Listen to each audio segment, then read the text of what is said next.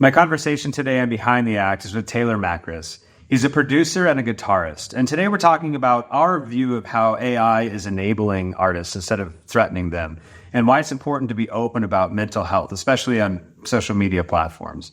I'm Seth Shaver. This is Behind the Act with Taylor Macres.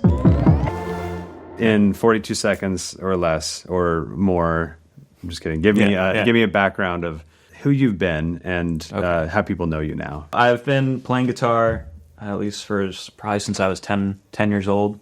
That was like, I remember hearing, I grew up, my dad is a huge James Taylor fan, so I remember hearing James Taylor songs growing up.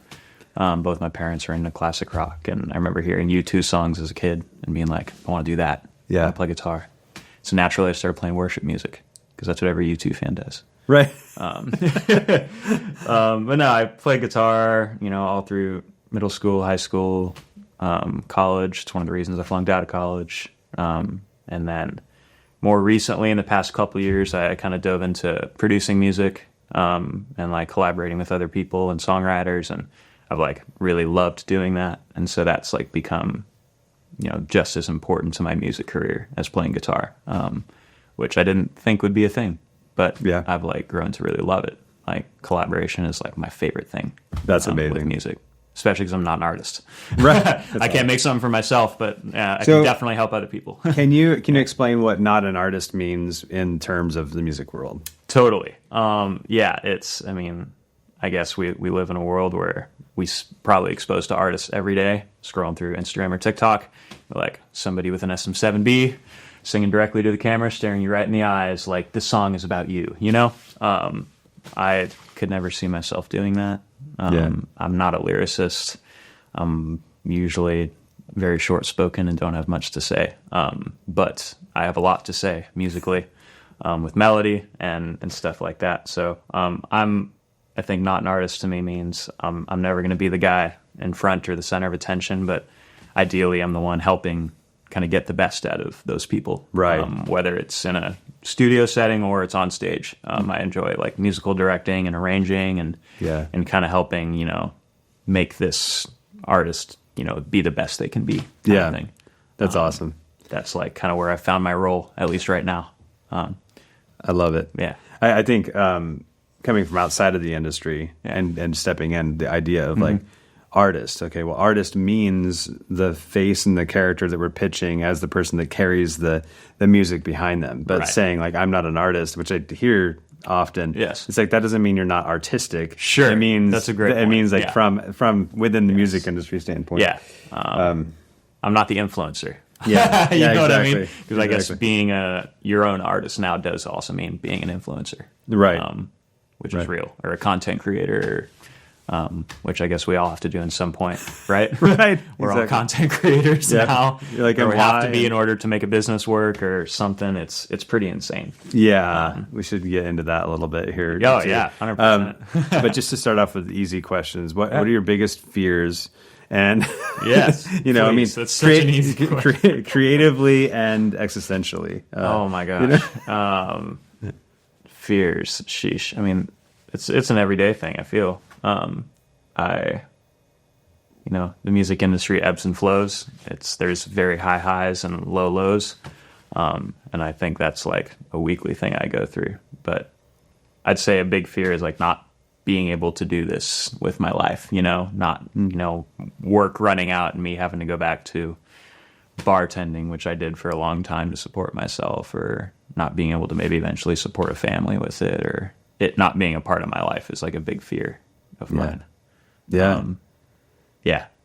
Not being quote unquote successful, which whatever I think constantly am trying to judge what success means, especially in the music industry, where we're constantly comparing ourselves to other people's success. I'm 29 and I'm not doing what this person's doing at their age or whatever. And, especially in an age where we're just constantly exposed to other people's highs, we don't really see their lows. Right. And especially in an industry that ebbs and flows so much, that's a real thing every day. Yep. So it's it's a real thing to feel like I'm not going to be, quote unquote successful. It's something I'm putting everything into, right? Yeah. How do you define success for you right now, but then also what's your like vision for it in the future? You know, right now it's literally if I can pay my bills with it, I consider that successful. And I can say I'm doing it full time right now, which I'm insanely grateful for. Some months are better than others, you know, as we all know. Yep. Some months I could say, no, how am I surviving? Or I'm not doing this for a living. And other times I'm like, dude, I'm killing this. Like, I'm a pro.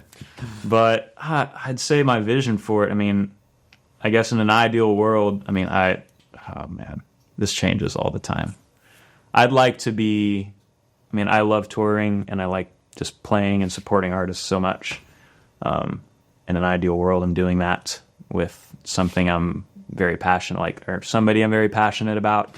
And then also just making my favorite records, if whatever that means. It's like I'm making music I love to make with people I love making it with, you know? That's the very, in a nutshell version of, that'd be success to me. Supporting myself, supporting a family, with doing what I love to me is like still an insane thought that I never thought I could like consider, you know? Yeah. At one point I was like, I'm not going to do music full time. When I was in college, I was like, I'll get a degree. That didn't work out. Right. Here we are, you know, that worked itself out. But yeah, man, it also changes every day. Yeah. I don't know. But at this point I can say, yes, I guess success is I'm supporting myself somehow. Yeah. And that's like, I can be very grateful for that. I have to like remind myself that a lot. Okay. You know? Yeah. If you had advice to the high school version of yourself, the freshman in high school maybe or something, like, what would you say to help? I would say probably, I think I was very, very safe and conservative with all my decision making when I was a lot younger. I was very hesitant to take risk. And that literally changed in probably the last 2 or 3 years. So it's still very new for me to be taking like more risks in like my career and this lifestyle and everything like that. But I would definitely be like, yo, take some more chances at a younger age. I mean, I'm glad I didn't because it led me, you know, I'm very happy to be where I am. And I think I'm where I am in life right now for a reason. But yeah, if I could do it all over again, I would probably be like, yo, you know, don't think everything through so much. Yeah. Just like take a chance or two and maybe don't follow the rules as much. Yeah, I'm sure my parents wouldn't have appreciated that, but right. You know, I was like, Taylor's always going to make a very safe, calculated decision. And I'm like, I'm very much not like that now. I would say I'm a lot more impulsive with my decision making. Mm-hmm. And I don't think that's a bad thing. I think, you know, to grow a bit, you got to take some risk. And totally. It took me a little bit longer than I probably would have liked to realize that. Right. But I'm still trying to figure it out. Dude, I mean, you know. Yeah, no, 100%. And I still, in some ways, am very like thought. You know, I like to calculate and make sure I'm like making the right choice. To like, dude, do the smallest thing. Like, man, do I buy like those blueberries or those blueberries? Like, it's real. It's like I overthink fucking everything. But, right. Like I'm slowly snapping out of that habit. Like even moving here took a lot of like things happening for me to finally be like, dude, you gotta like. I had a very comfortable, steady thing going back home. You know, I was... Where was back home? Denver, Colorado. Okay, cool. And I was, you know, playing music consistently. I was producing music. I was, you know, music directing at a church and getting more involved there and making good money doing kind of everything. Yeah. And then just something's like within a 2-week span, I was like, no, I'm going to bounce on all of that. And I mean, this is inherently kind of one of the places you have to be to like really give yourself, I think, a shot for what I do. I think for me, not being like a solo artist or something, for me wanting to be like, you know, I want to be supporting, you know, touring artists or writers and making records. Like, yeah, this is where the work is. Yep. You know, but yeah, man. I love it. So a couple of times, I mean, not to point it out, but I guess it's kind of what I enjoy doing is please do. You've mentioned twice, I think, that you failed in college or you didn't go through college all the way. Oh, yeah. And just for transparency, I attempted college and made it almost an entire semester before I realized how absolutely unhelpful that process would have been for me. I'm one of the, like, I am so glad I quit Dude, guys in college. Same. Where did you go? UNC Greeley. Okay, cool. For jazz. Oh, sick. So, yeah, amazing. And it was, well, and again, I went for almost the whole semester. Yeah. And I called the 3 teachers that I liked and told them I wasn't coming back. And the other ones, that doesn't matter to me. Later. Because it literally was like, this is not me. For sure. It's not a way to hate on college, but do you feel like you carry some guilt that is brought on by maybe a younger version of yourself or parents or perception from people for not having completed that? Or Not one bit. cool. Okay, cool. Not one bit. Yeah, I think the reason I chose to go was because it was hammered into you in high school. Like, go to college. They're great marketers. Dude, it's like, what are we doing today? And, forgot which class it was, but we're doing the college application process. So you're literally, I'm in a class in high school. Yep. My task today in this class is to apply for colleges. Like, okay, so that's what I'm doing. Yep. And then I used to be a tennis player. I mean, I guess still am, but I haven't played in a long time. Yeah. And so I had an opportunity with a partial scholarship to go to Mesa. Awesome. Okay. So that was another big, push. I was like, okay, I'm going to get some money off of school. Grand Junction seems dope when I visited the campus. I was like, this place is cool. Yep. National Monument's sick. Whatever. The Book Cliffs. It's Yeah. insane. It's a beautiful place, So I could see myself there. And then they make you declare a major when you have any sort of scholarship. I had no freaking idea what I wanted to do. So I was like, exercise science. This makes sense, right? Okay, yeah. I played in a sport. That was the only sense it made for me to declare exercise science as my major. But I guess right afterwards, I felt a little guilt. It's like the summer afterwards. I'm like, oh, I've let my parents down. This isn't. And I think at the time too, it was still a very, normal thing, right? And I think now it's different. I think a lot more people are maybe opting. Correct me if I'm wrong, but it seems like it's more normal for people to be like, no, I'm not going to go to school right now. It is. I'm going to take a year off, or I'm going to, to figure it out, which looking back, I'm like, I definitely should have done that. Yes.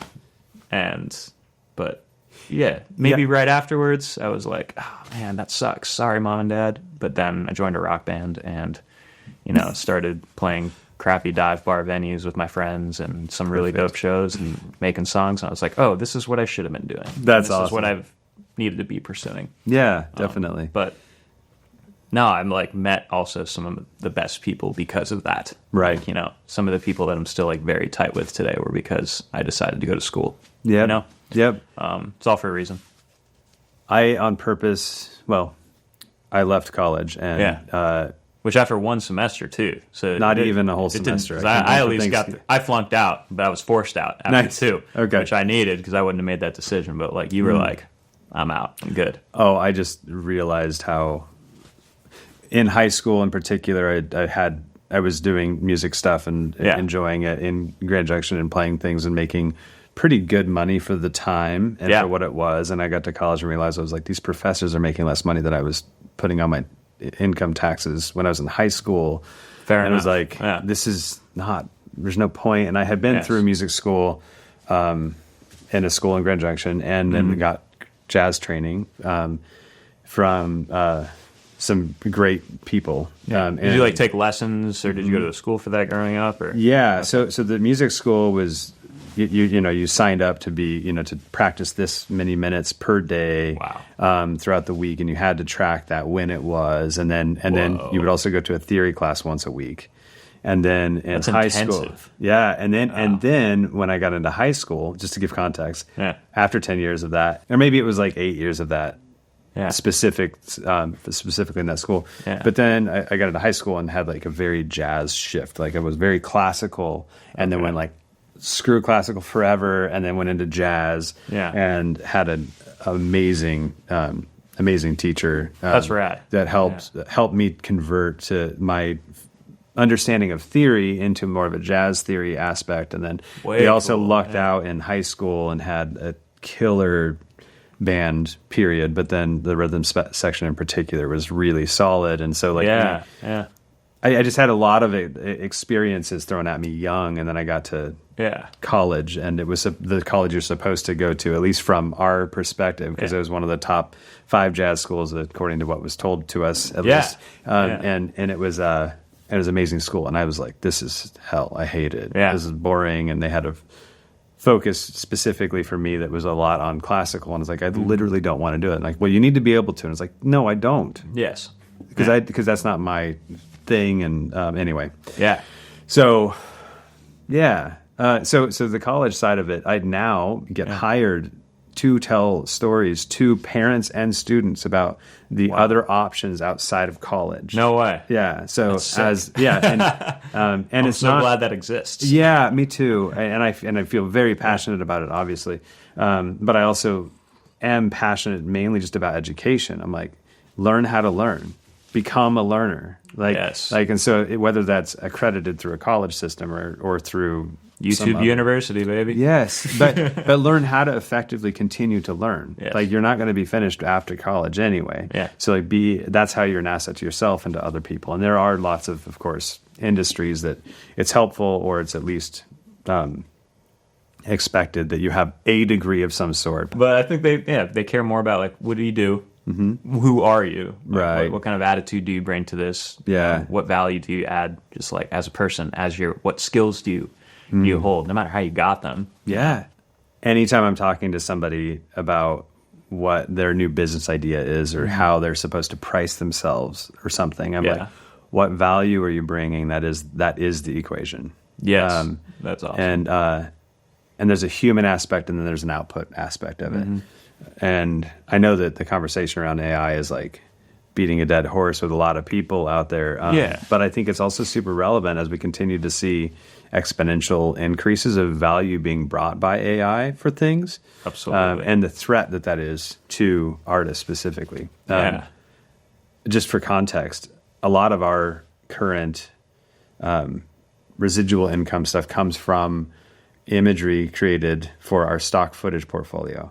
Gotcha. And one of the most recent at this point, and this episode should come out in plenty of time for it to be relevant still. But Sora came out and models video like unbelievably well already. Yeah. I'll show you examples later. And I mean, it's incredible. So the point isn't that it's necessarily a threat now, but once it's released and the market understands how to engage with it, there will definitely there will be a direct threat to at least the specific sales of my kind of boring shot that could be like a little bit better or even tweaked by AI in a different way. So interesting. It has to do with value, and I could personally sit back and have this self-preserving view of, like, no, let me justify all the reasons that it's not good, or AI is not good, or it doesn't have a soul, or it doesn't. And I'm like, well, that's not helpful, because really the value of being able to go type words in, and it creates a beautiful functional video for you, especially something that is like flowers in a field or something. Yes. Like, who cares, Yes. And I'm sure it's not going to be like 100% shift one way or the other. It's going to be, this starts to come in. But what value do you feel like you bring the most to the table what value do you think you're bringing the most to the table on the sessions that you're running and doing? Yeah, like as like producer or collaborator. Yeah, or whatever. Man, I think I've noticed that, artists will usually come back to me or want to work with me. I think they're coming to me for my taste. I think one thing I do pretty well is I can get a feel for what's the vibe we're going for, and I do work in a variety of styles of music, everything from rock to trap or pop to, lo-fi beats to country, to stuff like that. And I think I do adapt pretty well stylistically and can match kind of what's going on in somebody's head and what they're looking for. Yeah. And then, I do like to be very personal with the artist. I like to ask a lot of questions. I like to push them to be maybe a little bit uncomfortable, like with vocalists tracking. And I'll ask them to do things like, I want you to literally act like you're on stage when you're recording this vocal. Yeah. Like, I want you to hold this mic and I want you to act like there's a crowd of 150 people in a packed club here, and I want Love you to it. perform the hell out of it, you know? Awesome. I guess stuff like that, I'm still figuring it out. I think I'm still so, you know, I've been producing, I think, for about 3 years now, and I'm still like very fresh to it, and I'm still learning new stuff every day about it. But yeah, if there's something I've noticed of like return clientele and people that continually want to work with me, I think they feel a sense of like, I think they feel comfortable in the room with me, and I think they like the workflow of like, okay, like they're getting the sound that they want. Yeah. Like, I think my job ultimately, when I'm, you know, the producer especially, is like, you have a sound in your head, how do I get in there and extract that? And then also push you to maybe do some things you wouldn't have thought. Yeah. Or you know, explore style or vibe that maybe you didn't see yourself doing. And I've had that happen a few times, and it's like, it's super rewarding, because then it's just like, you see the artist just evolve like in real time. It's really sick. That's cool. And I love it. I think I wouldn't trade that for the world. That's such a fun thing to be able to do. Amazing. How do you want people to describe you as a human when you're not around? Man, that's tough. I think I would hope empathetic.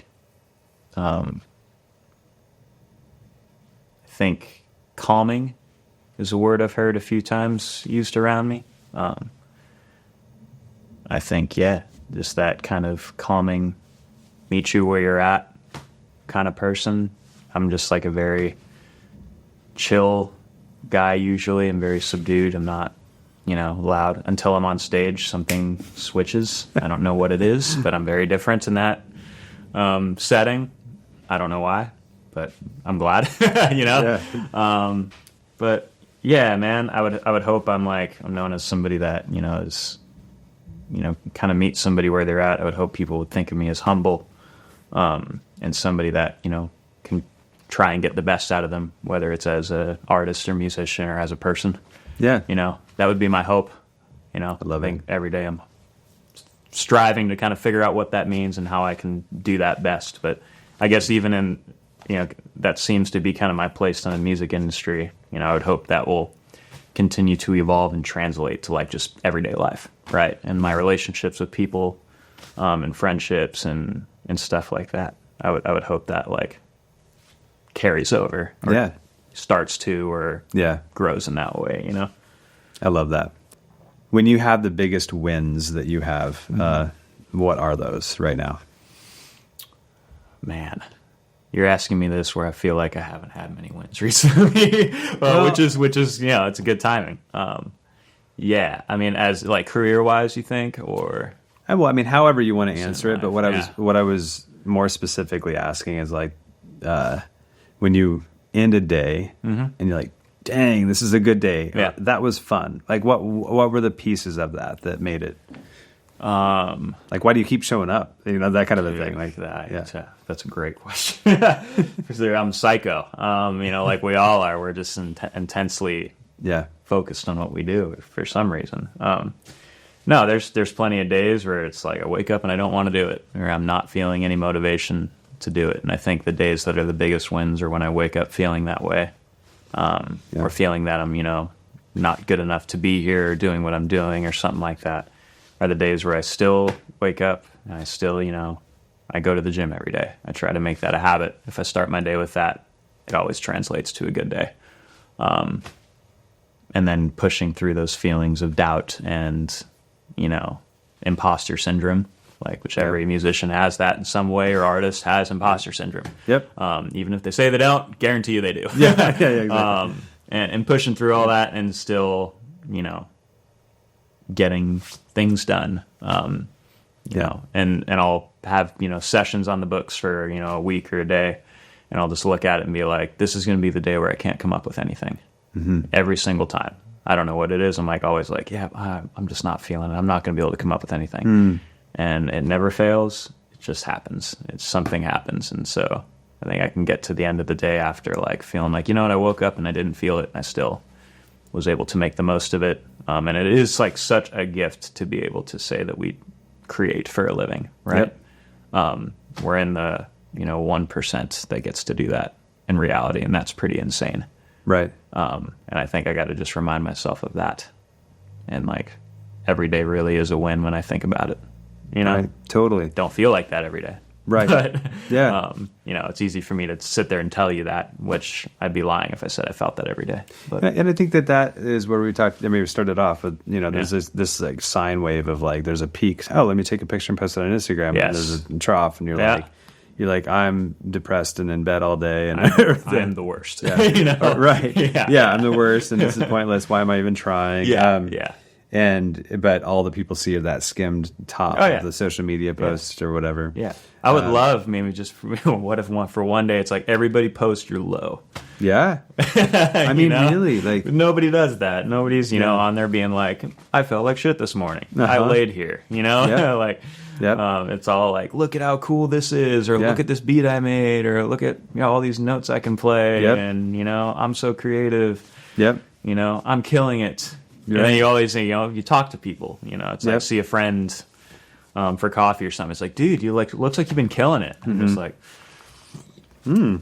yes. Glad you're convinced, Yeah, right? dude, Yeah. that's literally my answer. And it's like, but then I think about it, it's like, no, your impression of me is what I post on social media. Yep. Like every day, Yep. people, it's not like, you know, maybe when our parents were growing up where it was like a phone call and they would talk about it. And then that's the most they know about that person is your last phone call. Yep. No, it's like, I know we are as involved in everybody's life as we can be, as Right. like ever in Yeah. history, right? Totally. Even people that we don't even keep in touch with. It's Yep. like I still know stuff about people I haven't talked to in Yep. years just because I still see their posts on Instagram or whatever. Right. Like it's crazy.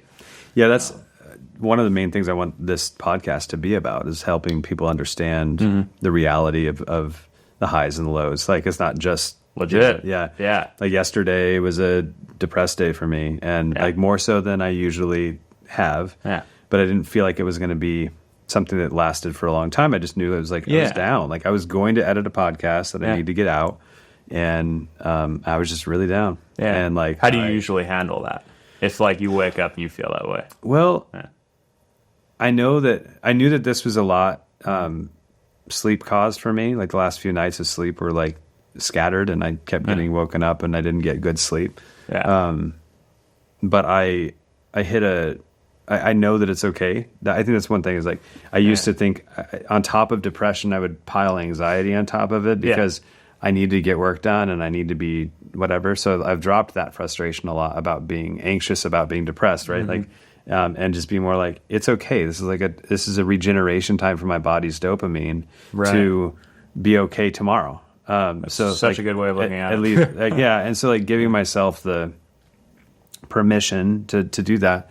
And I stumbled through here being the studio area, and picked up a bass, and that P bass, and that setup, man, that can rejuvenate any. I I can cure any bad day playing through that tone, bro. My goodness. and I started a song, and I was like, the only thing that's waking me up today is this song, and I'm like, and it needs to say amazing. something, and I am not feeling it, but I'm feeling I'm feeling the song, but I'm not feeling the words, but I'm feeling the emotion, and I don't know how to put it together. So I just went to a state park, and it's like a state park, it's like a city park around here, and just sat at a picnic table and like wrote a bunch of words out and tried to find something, and I think I like the direction that it's going, but it took hours and hours and hours. But I let myself sit in it, and that's not always what happens at all, especially when I'm feeling down. Yes.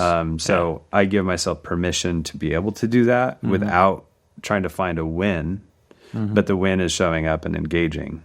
That's rad. And not where I end up. That doesn't matter. I'm there engaging with it. And I think, like I said, I think I ended up with something cool.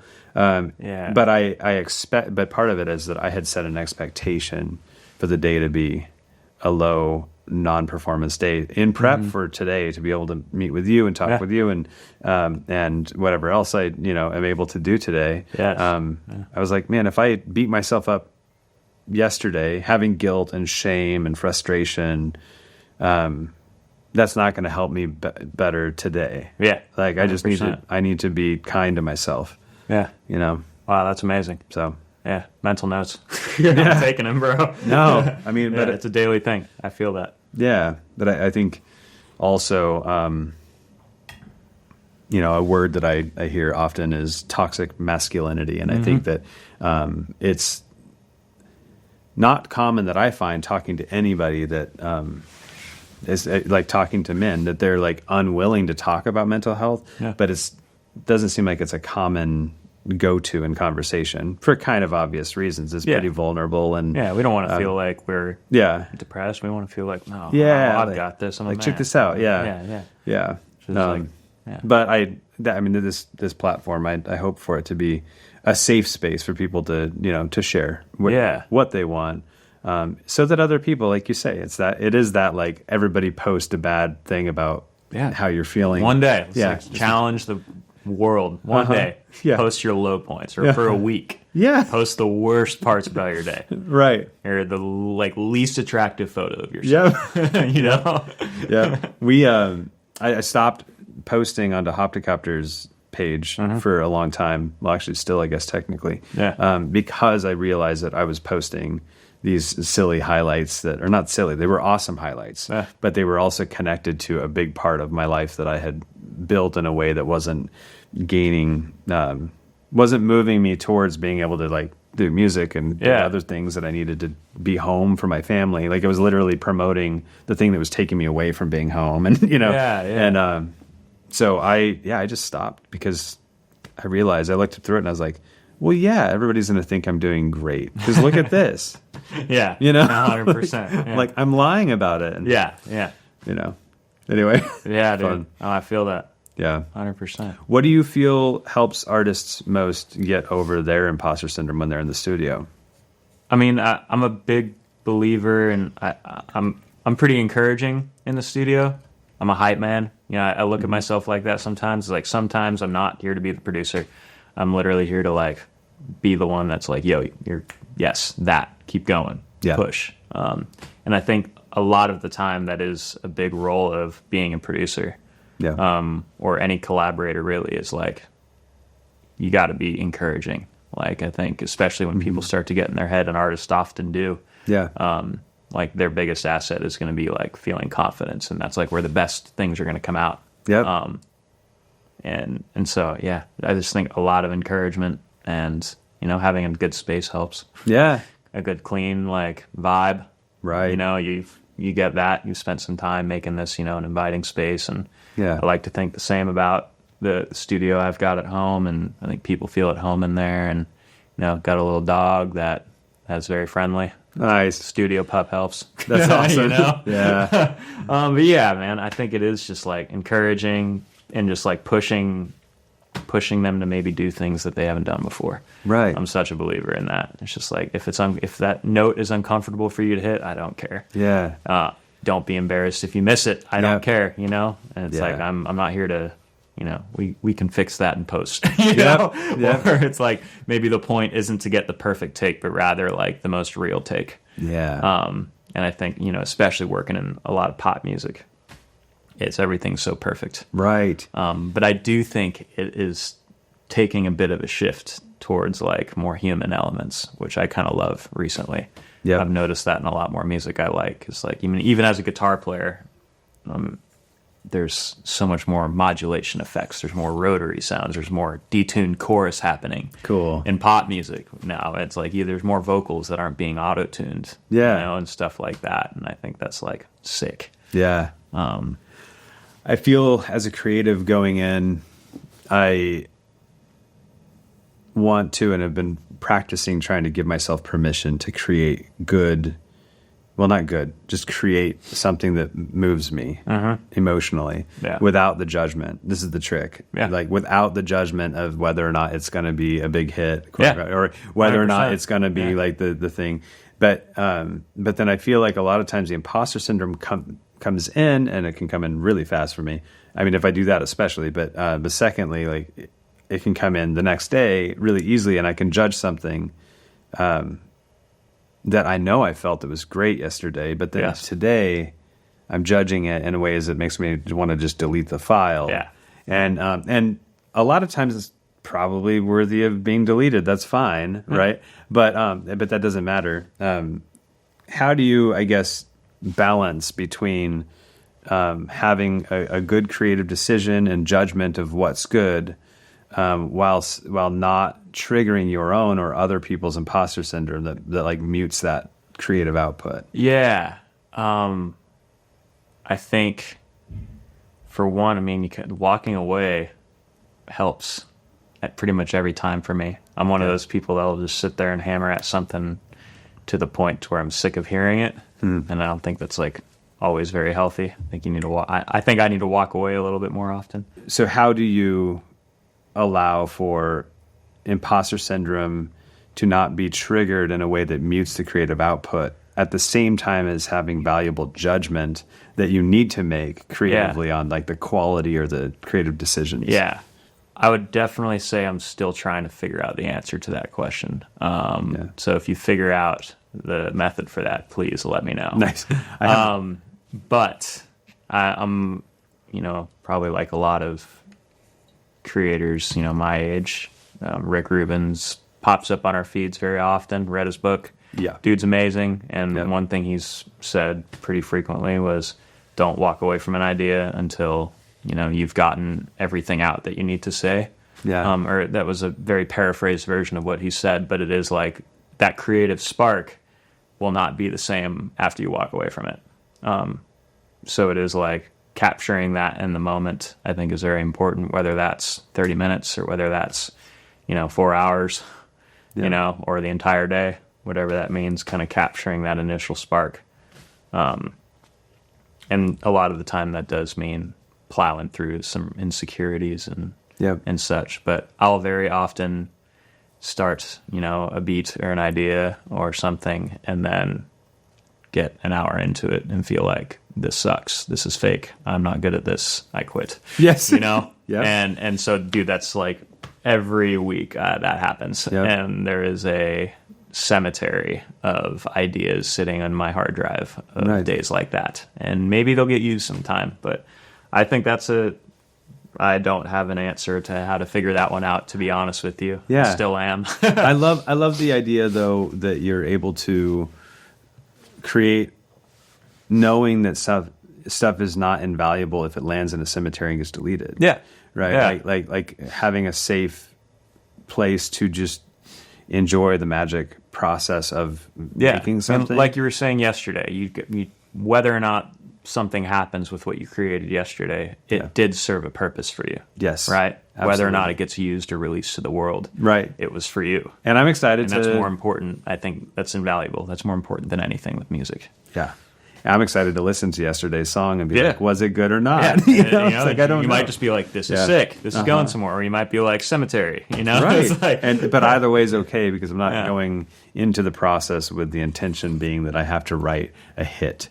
Yes. I'm going into the process realizing that I am going to try to create a song that is moves me. That's another thing. So I got invited to an event from a friend, and it was an award show thing, and what I realized going there was how diverse the population was in their musical approaches and how free I am to create what I want to create, something that moves me, not something that moves that I perceive is going to move a world that appreciates this type of art, which is such a weird construct of a way to approach it. So I'm going to be unapologetic about my approach to adding anything from synth to jazz piano to classical, whatever I want to whatever, like hip hop, feel like I love all of that stuff. And if a song could use it or I want it in it, I don't need to apologize about it. Amazing. That's where I want to start. So these are a lot of words without the output showing up yet. Yeah. So challenge me to this later. Yes. Like seriously, like, because I want it to be risky if it needs to be, not in the name of risky, because that's just a religion and not a helpful tool. But I felt myself muting ideas a lot and not being willing to explore directions that I really want to go. And I'm like, man, I just need to start there, especially because our human experience is what gets to be translated into those moments. Yeah, I definitely feel that. I think it's so easy to just be, in the room, whether it's collaborating with somebody or putting something out in the world. Like, I got to make sure this lines up with what everybody else is doing, or it sounds like this, so people will think I'm good. Or whatever. It's like, it doesn't need to. Like, your taste, right? It's what, is unique about you. It's like your taste is what AI, going back to that, will never be able to replicate. Like AI or any other human. Yes. Right? 100%. Yeah. And it's just not going to be able to do that. It won't be able to think and process and create the way you do, no matter how advanced it gets. Yep. And I think it's like such a crazy thing that we got to realize, like, that's not scary about AI. Yeah. And I think also just understanding that literally the thing that we get to be is unique. Yeah. And the world isn't competing with you being you. No. You're just able to just be you. So letting go of the judgments from the perception of the world's value of your technical prowess or creative monstrosity or the lack thereof is pointless, because it literally is just you championing your experience and being able to document that and share it with other people. Wow. Like, that's so cool. Preach, bro. Sheesh. Yeah. Those are some words, man. I love that. I've been, like I say, in a position that could be quite threatened in a relatively immediate point by AI, as are most people, I think, more so than they understand. And I think a lot of the slowness of it taking people's jobs, or the reason it's not happening as quickly, is just because people are slow to adopt new technologies, but not because it's incapable. And by the way, it's getting better and better and better and better. So I've been thinking a lot about this anyway, and like try not to be blind about my perception of AI and or pointlessly defensive. I want to be kind to AI and what it can do. I always say please and thank you. I know. I ask ChatGPT. I'm just I mean, I do. And honestly, just in case, I just wanted to know I'm a friend. But I also think that it does something for you, right? Like the practice of being kind to something else, whether it is conscious or not, is something that will be debated for decades to come, I'm sure. Yeah. But you being kind to something when no one else knows that you're doing it is a gift to you, not it. Absolutely. I mean, it could be to it too, but you know what I mean? Yeah. How does it threaten your world, like from a video production standpoint, the most, do you think?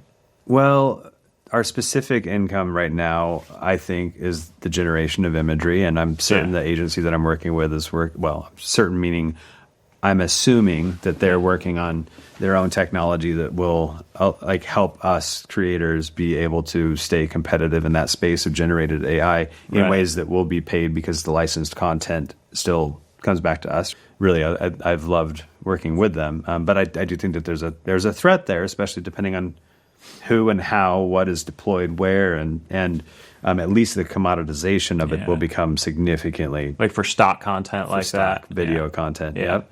But in other ways, like this show, I'm able to take this multicam edit and dump it into the computer and have it aligned, throw it on a timeline, and have an edit in about 45 seconds or a minute. Yeah. And then I've got a full 3-camera edit that then I get to sit back and just enjoy as a consumer and take out any awkward moments where, that's killer. Yeah. So it allows for me to have more output without taking the job away from what I perceive to be, at least, it's something I always hated. Let me say it that way. Yeah. I always hated sitting there doing multicam edit. Where I'm like, camera 1, 2, 3, 1, 2, 1, 2, 1, 2, 3. How much time do you think that would take you normally?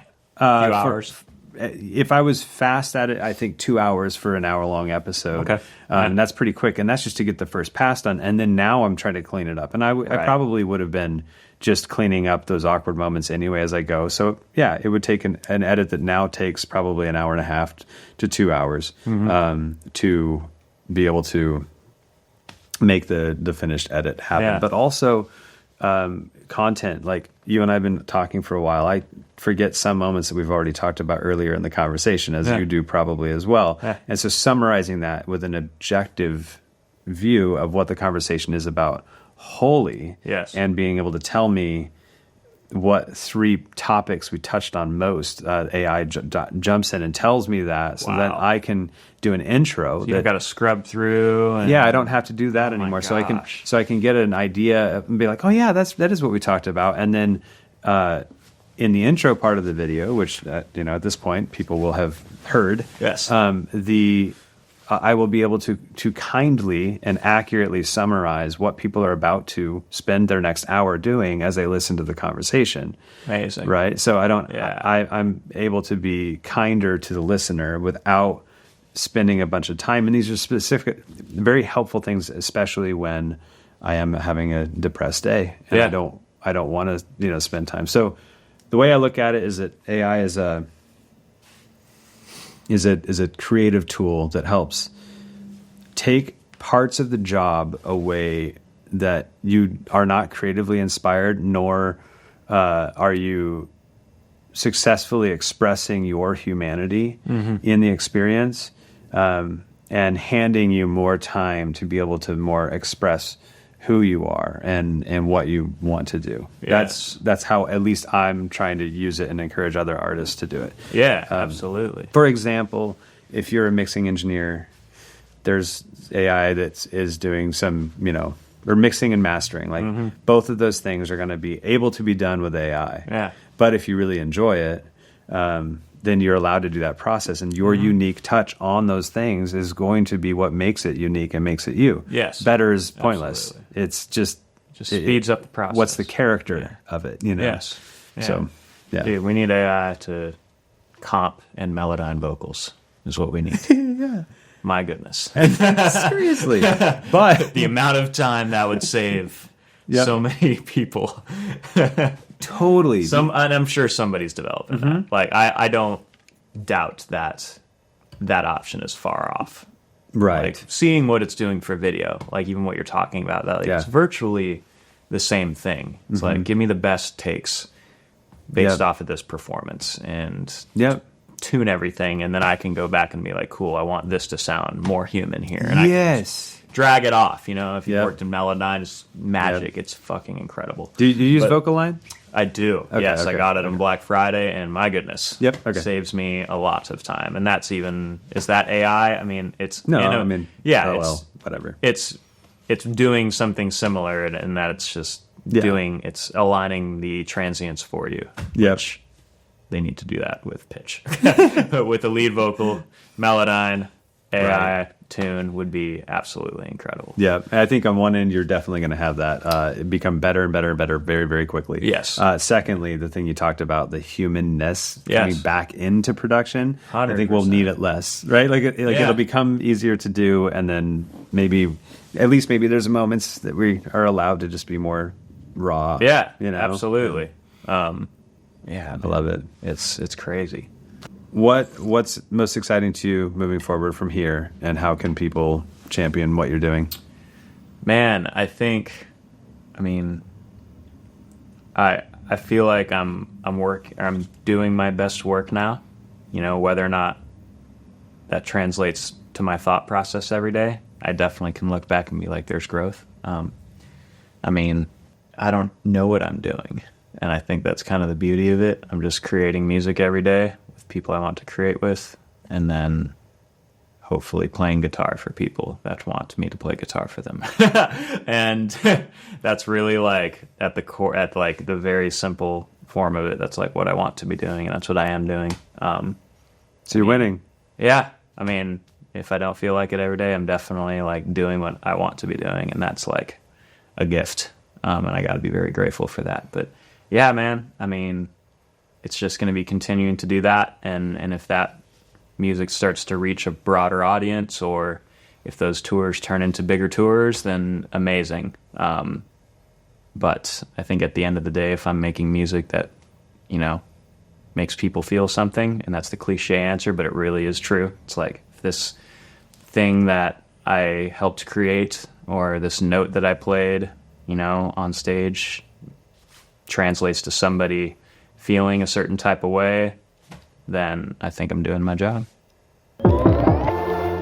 If you enjoyed this episode, please consider sharing with other people you think might gain value from it. Dude, thanks for doing this. Dude, thank you for having me. This is incredible. No, it's amazing. Appreciate you. It's amazing. So good.